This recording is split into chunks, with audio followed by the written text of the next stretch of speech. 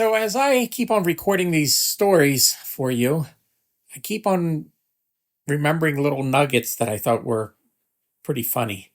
Uh, when I spent the whole day with Walter Becker up in New York, uh, one of the things he wanted was some kind of a drum machine or something like that for his computer. So at that point, DigiDesign had come out with Strike, which was very cool software. And I said, we should just go get a copy. And he said, all right, let's jump in the car. So we jumped in the car. We went down to, I think it was Manny's. And we went in there and to the software department. And I talked to the salespeople. And I said, well, do you have Strike? We'd like to buy it. And they were like, oh, we don't have that. Oh, you struck out. See what I did there? And I go, oh, shit.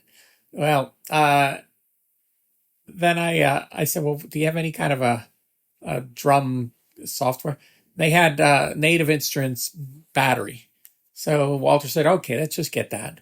So I got that, and we drove back, and I installed it in the computer. And back then, I think this was 2006.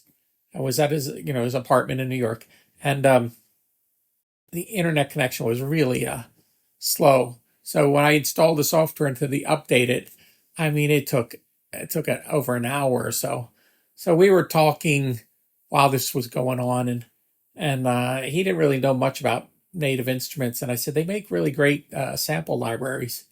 And I said, they have a really great banjo sample. And he looked at me and he said, George, nobody writes jazz music with a banjo. And I just thought that was the funniest line I ever heard from him.